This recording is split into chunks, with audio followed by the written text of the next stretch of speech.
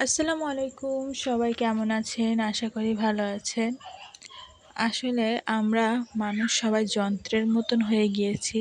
নিত্যদিনের কাজ, নিত্যদিনের ব্যস্ততা আমাদেরকে শারীরিক এবং মানসিকভাবে অসুস্থ, দুর্বল করে ফেলছে। তো আমাদের সবাইকে কম বেশি নিজেকে সুস্থ, সুন্দর মন রাখার জন্য সময়ে, সময়ে সপ্তাহে না হয় মাসে, না হয় ৬ মাসের মাথায় বা ১ বছরের মাথায় হলেও কোথাও না কোথাও ঘুরতে বেরোনো উচিত। সেটা বাড়ির আশেপাশের জায়গা হোক বা দূরের কোথাও হোক, যার যেমন সামর্থ্য তার তেমন সামর্থ্য অনুযায়ী বাহিরে কোথাও পার্কে ফ্যামিলি নিয়ে কম বেশি টুকটাক ঘোরাঘুরি করা উচিত। এতে করে দেখা যায় আমাদের যে একঘেয়েমি, কাজের প্রতি অনীহা তৈরি হওয়া এগুলো সব কমে যাবে। যারা দেখবেন ট্যুরিস্ট ভিসায় ঘোরাঘুরি করে বা দেশে ঘোরাঘুরি করে এসব মানুষের মন খুব ভালো থাকে, প্রফুল্ল থাকে এবং এদের সাথে কথা বললে বুঝবেন যে এরা খুব জীবনে আনন্দ নিয়ে বেঁচে আছে। এটার কারণ একটাই, আমি যেটা চিন্তা করি যে তারা আসলে বাহিরের জগতে ঘোরে, বাহিরে বিভিন্ন প্রকৃতির ছোঁয়া নিয়ে আসে, সবসময় তাদের মনটা এজন্য সুন্দর থাকে, উদার থাকে। যে কোনো জিনিসে একঘেয়েমিতা আসলে আমাদেরকে বিরক্ত করে দেয়, যার জন্য কাজে মন বসে না, ভালো লাগে না কোনো কিছু করতে। তো সেজন্য আমাদের মাঝে মাঝে একটু ঘুরে আসা প্রয়োজন। অনেকে মনে করতে পারেন এটা অর্থের বিলাসিতা বা একটা অর্থের অপচয়, কিন্তু আসলে না। আপনারা জানেন যারা আমাদের সমাজে পুরুষরা আছেন তারা কম বেশি বাহিরে যায়, টুকটাক বন্ধুবান্ধবের সাথে ঘোরেন অনেকে, অথবা অনেকে অফিসে যাওয়া আসার পথেও বাহিরের যে একটা হাওয়া ছোঁয়া কম বেশি থাকে।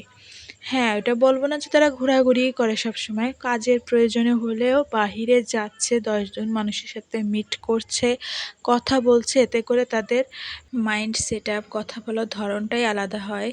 একঘেয়েমি জীবনযাপন করা মানুষদের থেকে অন্তত তাদের ধৈর্য ধারণ ক্ষমতা এবং বিচার বিবেচনাটা একটু বেশি উন্নত হবে দেখবেন। অভক্তিটা খুব কম দেখা যায়, মানে টায়ার্ডনেসটা কম দেখা যায়। হাজার কষ্ট করেও দেখা যায় ফ্যামিলির সাথে অনেক সময় ভালো ব্যবহার তারা করতে পারছে যারা বাহিরের একটু জগতে মানে ঘোরাফেরা করে।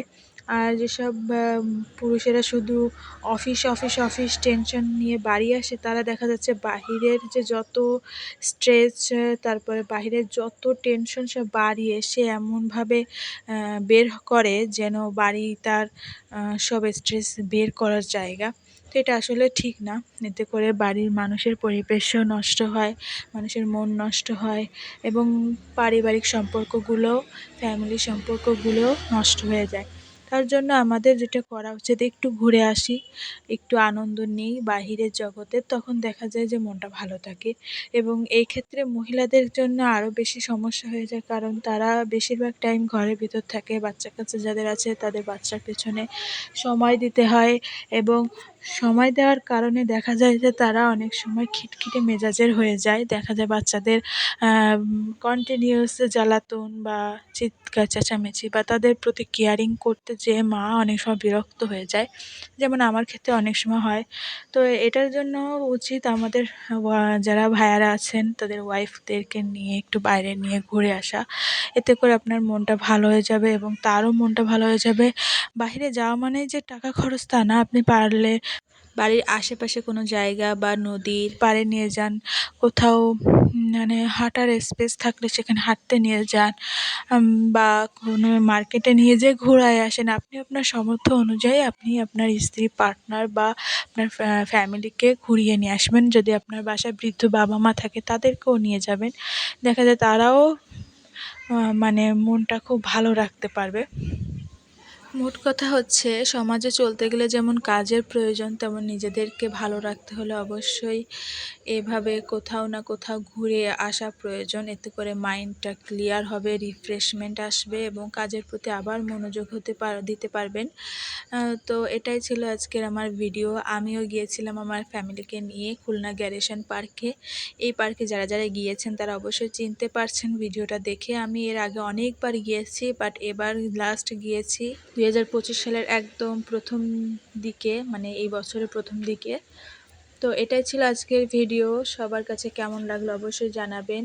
আর আপনারাও যারা যারা গ্যারিসন পার্কে ঘুরে আসতে চান অবশ্যই যেতে পারেন। অনেক কিছু দেখার নতুন করেছে তারা।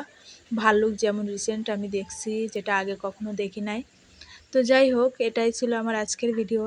ভালো লাগলে অবশ্যই লাইক, কমেন্ট এবং শেয়ার করবেন। Thank you. আল্লাহ হাফেজ।